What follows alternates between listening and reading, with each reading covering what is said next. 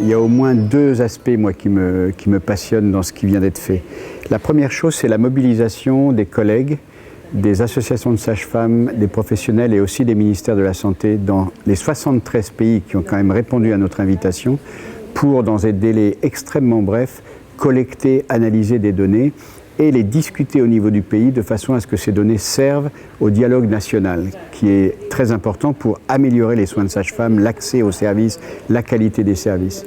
Et la deuxième chose, c'est la qualité des données que nous avons.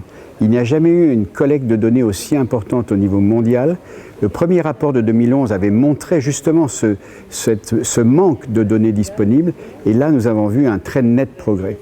Dans le rapport de 2011, il était clair que nous avions un manque de données extrêmement criant. La situation est en train de changer de manière considérable. Les recommandations faites dans le rapport de 2011, certaines ont été mises en place et on voit qu'il y a des progrès dans l'ensemble des pays. Il y a des pays qui ont changé de politique, il y a des pays qui ont créé des filières de sages-femmes pour qu'il y ait des professionnels qualifiés, compétents au sens de la Confédération internationale des sages-femmes et au sens de l'OMS. Donc il y a des progrès notables. Il est très important de voir des choses fantastiques qui sortent de ce rapport, que par exemple, on est capable de montrer que 90% environ des besoins en intervention de sages-femmes peuvent être mis en place par les sages-femmes elles-mêmes, sans avoir besoin d'autres professionnels. Mais aussi, il est très important de regarder comment les sages-femmes doivent travailler en équipe de façon à ce que le continuum des soins soit totalement couvert. Donc ce sont des données fondamentales qui changent la perspective en matière de sages-femmes, et c'est un rapport extrêmement puissant qui va nous permettre au niveau mondial de convaincre probablement les donneurs et les gouvernements d'avancer plus vite, de s'engager sur cette route, mais aussi de travailler au niveau des pays pour la planification et le renforcement des services.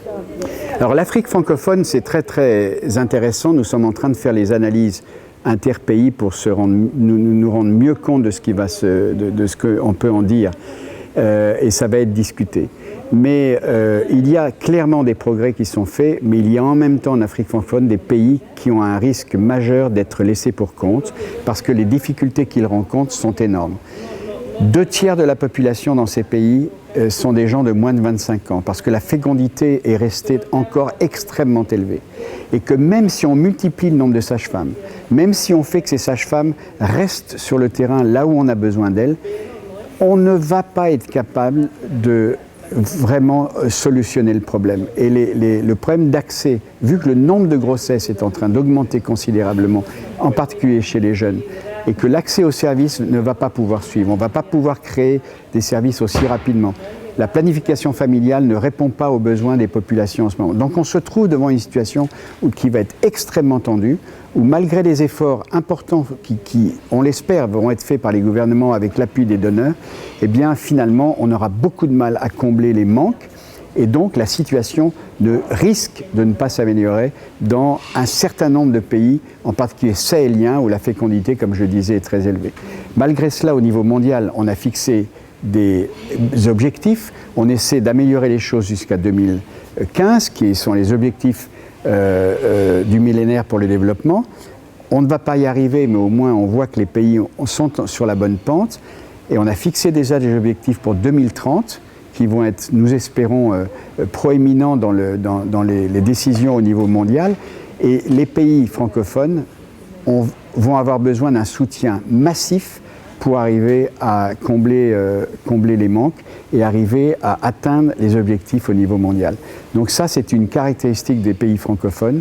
Manque de sages-femmes qui sont pourtant bien formées en général, mais qui ne sont pas déployées, qui ne sont pas régulées, et très forte fécondité, donc besoin énorme de plus de sages-femmes bien réparties et bien soutenues pour qu'elles puissent travailler convenablement.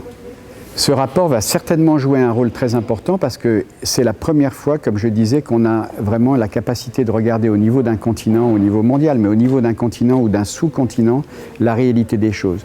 Il faut travailler au niveau régional. Il y a certaines des solutions qui sont au niveau régional. Par exemple, des écoles de formation de formateurs, c'est au niveau régional qu'il faut régler ce genre de choses.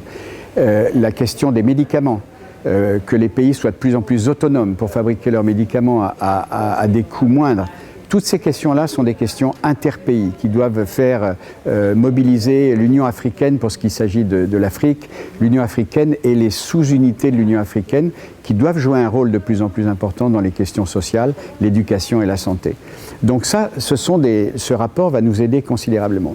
Nous espérons aussi que ce rapport va servir au niveau du dialogue post-2015 pour prouver au monde entier que l'agenda non fini, non terminé des OMD doit être absolument sur la table parce qu'on est loin des résultats dans toute une série de pays et qu'il faut prolonger et renforcer cet effort. Donc c'est à cela que ce rapport va contribuer et ce rapport va être en même temps contribuer avec d'autres rapports puisqu'on a un rapport sur le nouveau-né et un rapport sur les systèmes de santé qui vont être publiés très vite et donc ces trois rapports en particulier, vont nous aider considérablement à faire de l'advocacy, du plaidoyer pour que la santé maternelle, la santé des nouveau-nés reste à nouveau comme une priorité mondiale.